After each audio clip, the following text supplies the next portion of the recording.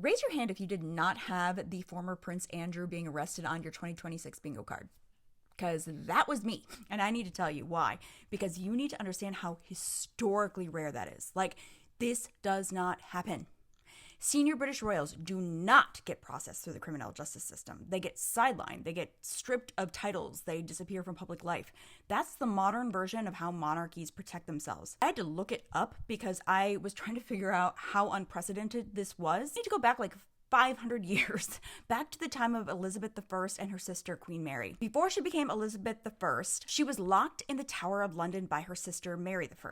She wasn't charged in an independent court. There wasn't some neutral prosecutorial body that decided her fate. The Crown handled it internally because the Crown was authority. And this was done because Mary thought that Elizabeth was trying to take her throne. It was because she thought that there was institutional instability, right? That was the precedent here. It also happened with Charles I, who was arrested and executed in the 17th century, but that was a very different situation, so I don't think that is necessarily a parallel here. That was like a civil war.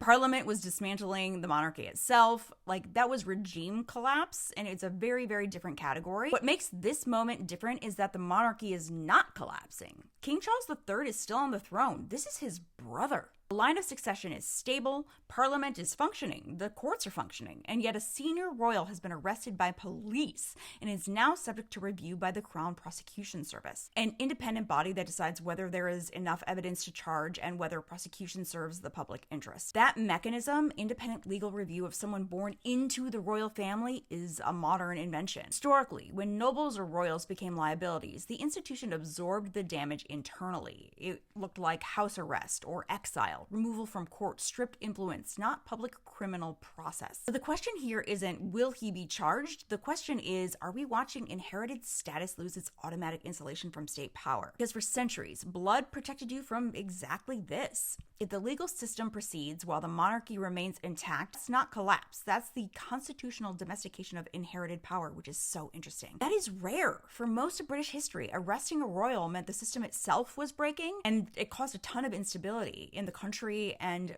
for everyone, not just the royals. But now, if a royal can be arrested while the monarchy remains intact, while the courts function, while parliament functions, while the line of succession is stable, that tells you something fundamental has shifted. For centuries, being born into the monarchy insulated you from exactly this. That insulation is thinning. That is not a small development. That is history moving in real time. What was your reaction when you found out? Because my jaw dropped and I want to know. Tell me in the comments.